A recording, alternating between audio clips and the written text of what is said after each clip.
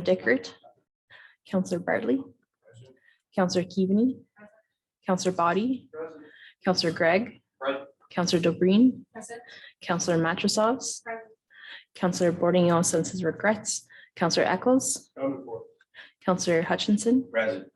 So we have all members present with the exception of Councillors Bordignon and Kentner, and Councillor Barley is in attendance on behalf of Councillor Kentner. Thank you, Madam Clerk, and welcome to Councillor Bartley. I'll now offer the land acknowledgement. We acknowledge with respect the history, spirituality, and culture of the Anishinaabe, Six Nations of the Grand River, Haudenosaunee, the Wendat, Wyandot peoples on whose traditional territories we gather and whose ancestors signed treaties with our ancestors. We recognize also the Métis and the Inuit whose ancestors shared this land and these waters. May we all, as treaty people, live with respect on this land and live in peace and friendship with all its diverse peoples. Is there any declaration of interest related to any item on the agenda this morning? Not seeing one. If one should arise during the course of the meeting, feel free to declare it at that time. Adoption of the minutes. Would someone care to move that, please? Councillor Keaveney, Councillor Nielsen, any discussion? All those in favor? That is carried. Thank you. We have no closed meeting matters. There are no reports. We have one bylaw.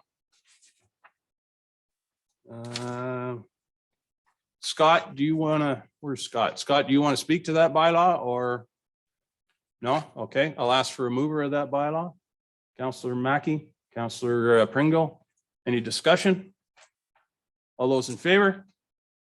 That is carried. Thank you. News and celebrations. Oh, already I screwed up.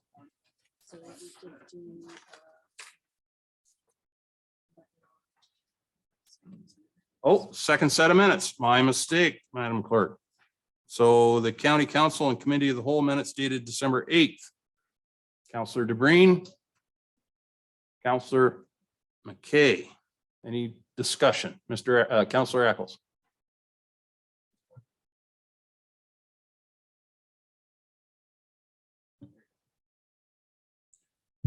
Okay, too many buttons here this morning.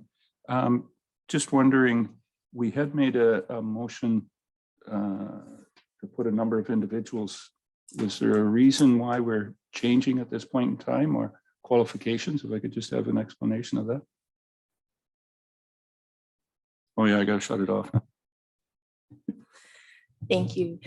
Yes, following the last meeting, the December 8th meeting, county staff boarded the names of the nominations to the Niagara Escarpment Commission. And because Councillor McQueen had reached a maximum term of 10 years, they asked for another name to be submitted from Grey County. So a call went out to council and Councillor Nielsen has expressed his interest in sitting on being nominated to the commission. And as well, CAO Kim Wingrove was a name that was put forward and has in the meantime, in discussions with Deputy CEO Randy Schertzer, felt that should no other members of council wish to be forwarded to the Niagara Escarpment Commission, that Randy could be added to the list as well. Any other questions on those minutes? Did we have a mover and seconder? Yes, we did. Any further discussion? All those in favor? That is carried.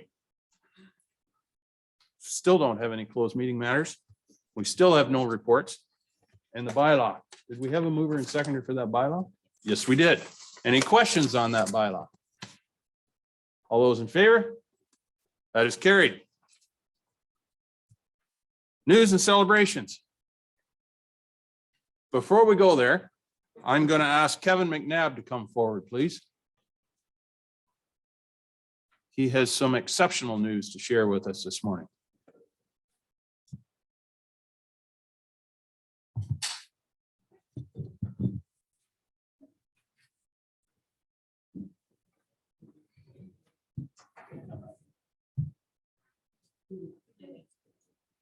think they're shy, so.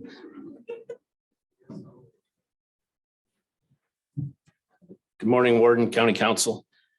I normally don't dress this way, but I thought I'd start 2023 off in a good way, and I'm going to compete with Scott this year for best dressed. I was kidding. All kidding aside, we're here to celebrate our paramedics this morning. A number of our paramedics have been recognized as exemplary over the last 3 years through COVID, and we really didn't get a chance to celebrate until mid of 2022, just because of COVID, and we were able to get together in a reception in Guelph, and then we also this past October we held one of our regular receptions in Niagara, and some of our paramedics were recognized there. So we're happy to be here today to recognize them for the exemplary service medal, and just a bit of information around that. As a part of the Canadian Honors Program, the Governor General makes available exemplary service medals for EMS professionals. The award was created in 1994 and is available to eligible members of the pre-hospital emergency medical services who have served at least 20 years in a meritorious manner. It recognizes those professionals who perform their duties in an exemplary manner, characterized by the highest standards in good conduct, skill, and efficiency. And just on top of that, like excellence in paramedicine, but there is quite an element of community service as well. It's not really about just coming to work every day. So quite an evaluation for it. So to qualify, at least 10 years must be a street level duty involving potential risk, and paramedics are recognized at 20 years, and then 30 years and 40 years, and very few at 50 years. And again, very few at 40 years as well. Since 1994, there's only been 2,100 medals given out. And when this year there's roughly 11,000 paramedics, it's not really a long service medal. It is truly exemplary. So we're honored to have our paramedics with us today. And I'll just read out who is here. So for 20 years of exemplary service, Lori Somerville generally works at the Markdale station. Sandy Schaefer, he's a float throughout the county, goes to multiple bases and wherever we need him. Jeff Adams, our Deputy Chief Operations, he's off ill today. Nathan Gonder, who normally works at Bowen Sound, he's not with us. He works at Bowen Sound, and Sean Adams is of Chatsworth, but he's been out of Bowen Sound a couple other places too.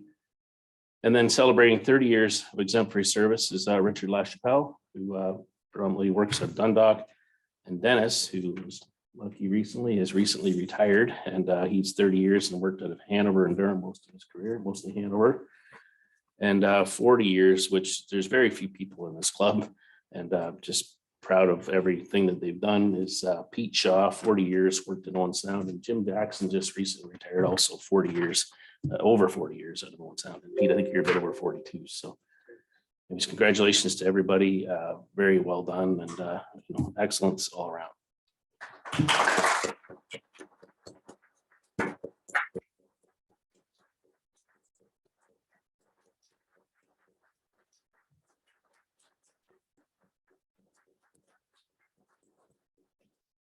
You have some certificates. If you want to get them out and take a picture, or is it?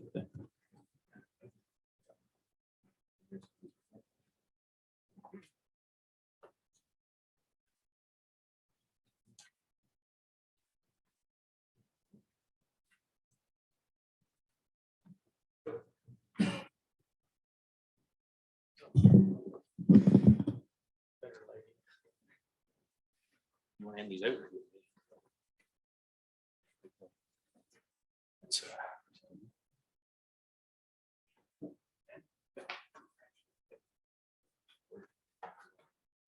Thank you. Oh.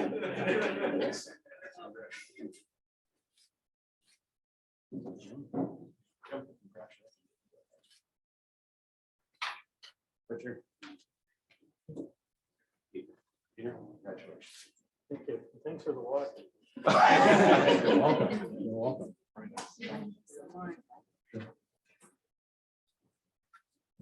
And if you line up straight across. Thank you.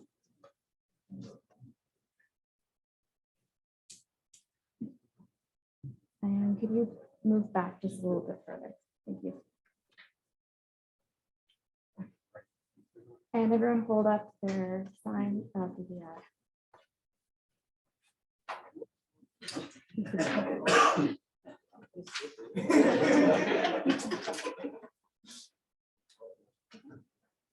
Everyone's right side up. Perfect.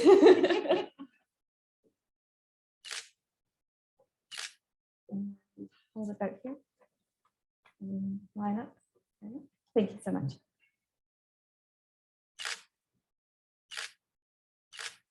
Thank you, everyone.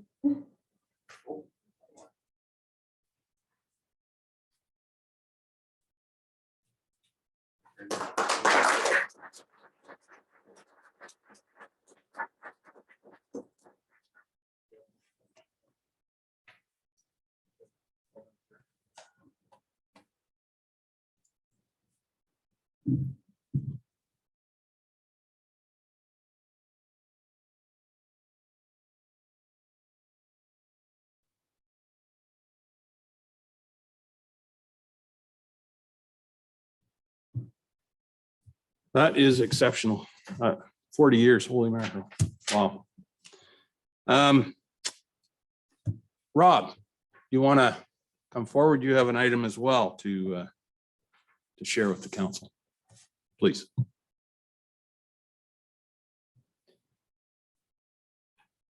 All right, thank you, Mr. Warden, and good morning, County Council. Sorry for the slight delay to start things off today.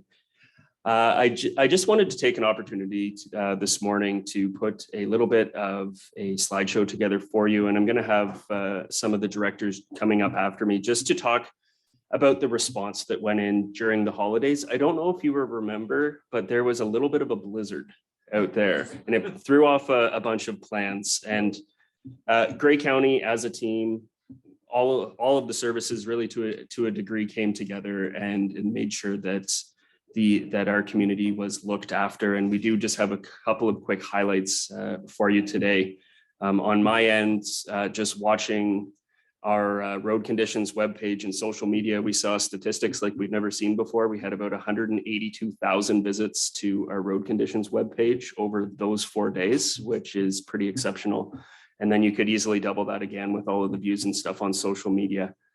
So I'd just like to ask Pat to come up here, and he's just going to talk a little bit about the response in transportation services.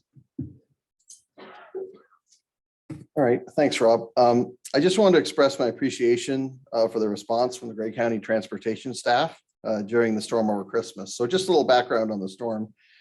We declared a significant weather event on December 22nd. The storm began Friday, December 23rd in the afternoon. By Christmas morning, we had 50 to 60 centimeters of accumulation and experienced kind of extended periods of wind speeds over 40 kilometers an hour. So the snow, it's all the snow and the wind together, right? You can kind of live with one or the other maybe, but that's kind of what made it so severe. So also worth noting, there was temperatures with wind chill down to -20. And the drifting was kind of an uphill battle for us trying to fight it. So we required the use of a blower and our backhoes a few times, and the guys were just out working. So we're continuing to work on our storm preparedness and our messages. I want to thank Rob and his team for putting messages online and trying to keep the public up to date.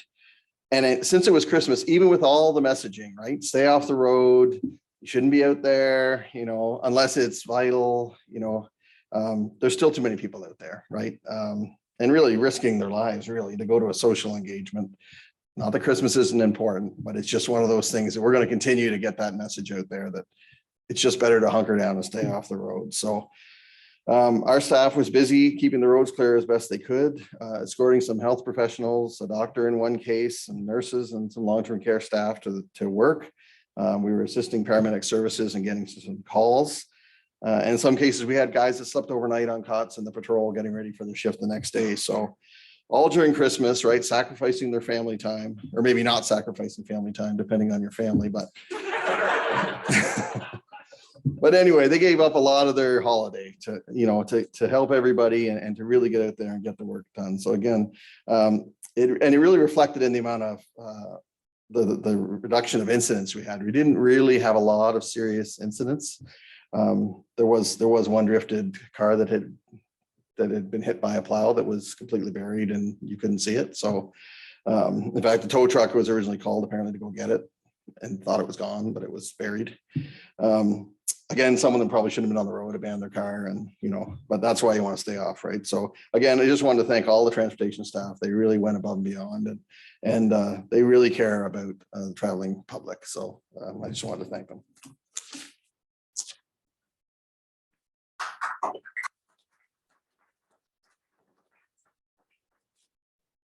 And sorry, Pat, just to speak to some of what you said, I did get a couple of pictures last minute from the field and some of the stuff they were dealing with. So this is what a plow will look like after it goes through some of the drifts, or this was after I think the drifts were blown out. And then this one, I'll zoom in a lot more on that one. But yeah, this is actually a road, if you can believe it or not. So that's what they were dealing with, which is pretty exceptional. And again, the drifts up the height of the plows. And Jen, if you want to come up from long-term care. Thanks. Thanks. So as you know, long-term care, we look after 316 people 24/7, and our homes were in the heart of the storm. And we worked together behind the scenes to know that it was coming. Leadership teams met and began planning on December 21st. We put our staffing contingencies in place, but those are just words. I really want to take a minute to acknowledge all of the humans that answered the call to come and look after our residents and each other.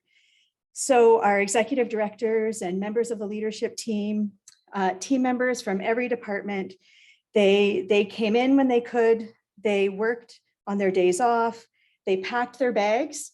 Some got a ride from our friends in transportation, and they came knowing that they were going to be there from Friday until Christmas or longer. So they packed their bags and they came in. In-town staff opened their homes to out-of-town staff.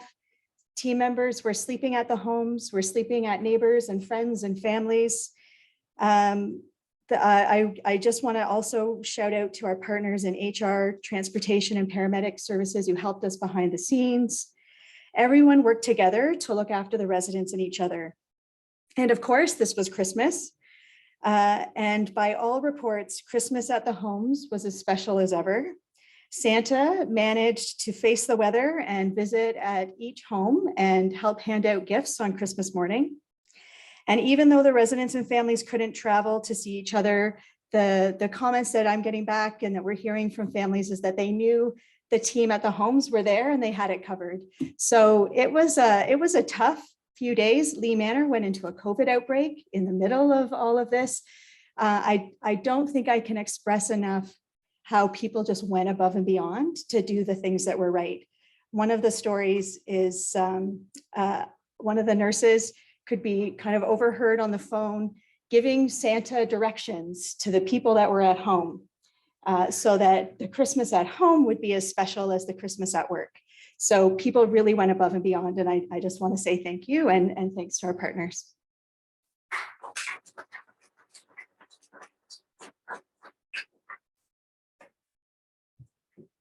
And Anne Marie for community services.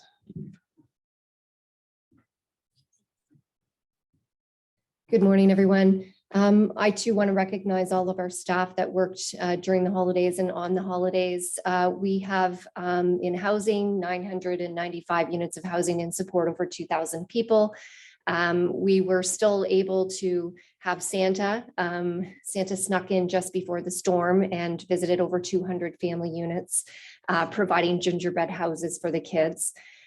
We also had worked with our emergency services partners and had our holiday pancake breakfast, which still was a go. Our custodians shoveled a whole lot of snow over their holidays.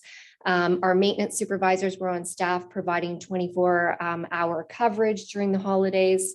We also had urgent services available for our Ontario Works needs and also our childcare providers that were open during the holidays too. So a big thank you to all of our staff too.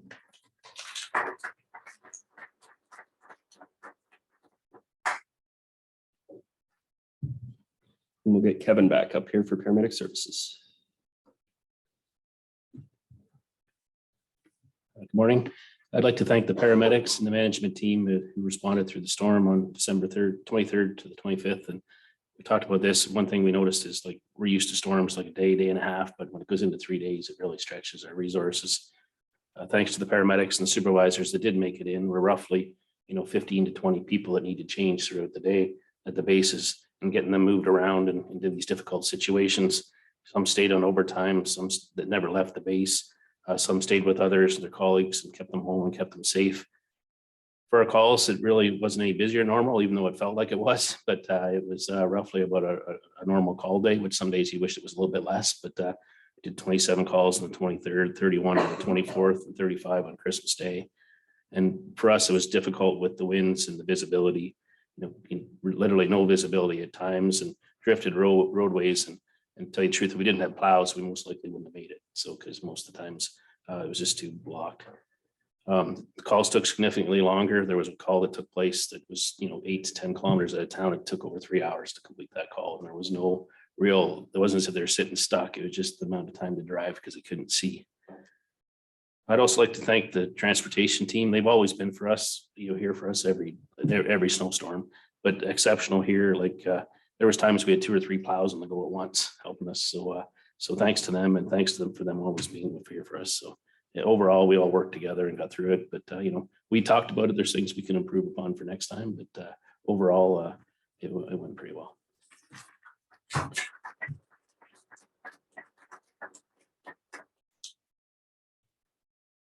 I'd just like to add too that, throughout the storm, the kind of coordination that goes on behind the scenes and, Rob doesn't take full credit for being the person that I email at 6 o'clock in the morning on Christmas Day to say, okay, we got to change the message. Everybody was really here for each other and it was great. But the other people who aren't here today that I would like to acknowledge are your own teams, your own CAOs, and your own transportation people. The coordination and collaboration that happened between our teams and yours is just so critical. And it was really, really great to know that, we were in constant contact. And I'm just really grateful to everything that your folks did and how we were able to kind of move forward together. Certainly there were times I can think of a specific West Grey example where it was the West Grey staff that went out to pick up long-term care staff and that who are on a side road. So thank you to all of your folks too for the wonderful job that they did.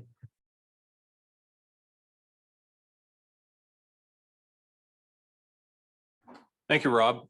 And for myself, I can say that I'm absolutely not surprised, but I am heartened to hear these stories because it's Grey County. That's how we deal with things. So together we are stronger. We really are. All right, moving on. I saw the young man down here with the red jersey on waving his arm frantically earlier. So Councillor Body. Thank you, Warden Milne. I apologize for putting my hand up so quickly when there is really bigger stuff to be presented. So congratulations to the paramedics and to all of the Grey County and lower tier staff that did get through at Christmas time of all times to go through one of those storms. We're very pleased after 3 attempts to be hosting Scotiabank Hockey Day in Canada next week. Several years ago, we got contacted by Sportsnet to see if we'd be interested. Some of us secretly flew out to Yellowknife to see an amazing event that goes on. It's the 20th year, I believe, or maybe the 21st. I think it's 20th. It's an amazing celebration of our national sport and an opportunity for us to share our local hockey story with all of Canada.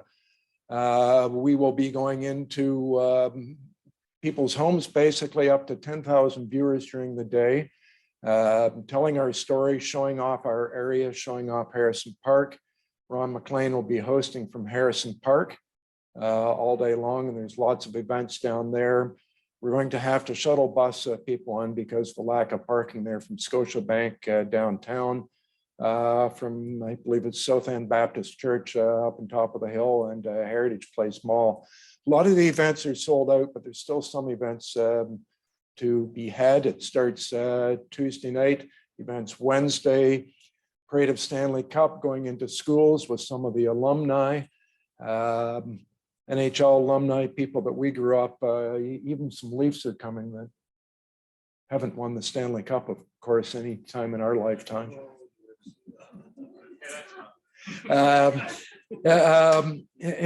What's going to be really special this time that has never been done before is 2 women's hockey games.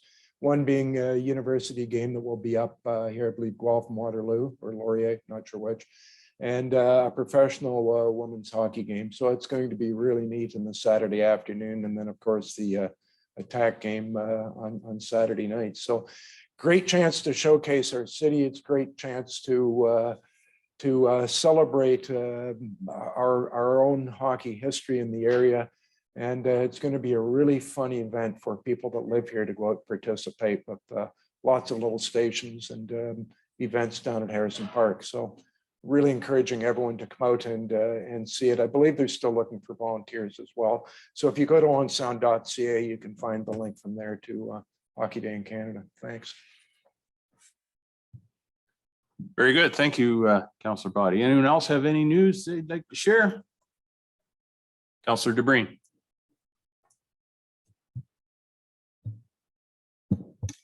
Thank you, Warden Milne. And I just wanted to mention that our Holstein Egremont Optimist Club is holding a Robert Burns night on Saturday, January 21st. There will be pipers, tartans, live music, haggis, or roast beef dinner. And you can find the information out on Facebook, Egremont Optimist. Thank you. Councillor Eccles. Thank you very much, Mr. Warden. Through you to the rest of council and to Mr. Body. Owen Sound is not the only municipality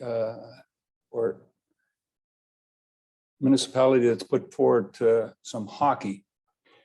This Saturday, probably one of the greatest hockey teams that has ever been in Grey County, the Durham 72s Thundercats, champions of the world of senior hockey, WA senior hockey, certainly more than the Leafs have ever won the Stanley Cup. Their 50-year celebration, 72s, of course, with that name, with the 100 years of the incorporation of Durham, a number of individuals started another hockey team. Durham has always had the Durham Husky senior team for years, but there was an opportunity to have a second senior team, and the 72s were incorporated in 1972. So we're 50 years that the Durham 72s have been going. Transferred in 93, I think it was, to the Durham Thundercats, and continue on. So their celebrations are on Saturday, all day Saturday. There will be an alumni game, followed that by a Thundercat game with the Saugeen Winterhawks, starting at 8:30, but the festivities start, I believe, at noon in Durham, if you want to get true hockey before you have to download yourself to go to Owen Sound the following weekend. But thank you very much, Mr. Body. No, it's not a debate, Councillor Body, so we'll just take it for where it came from, right? Yeah, exactly. Anyone else? Okay, not seeing any. I will ask for a motion to adjourn. Councillor Hutchison, Councillor Matrosovs. All those in favor? That is carried.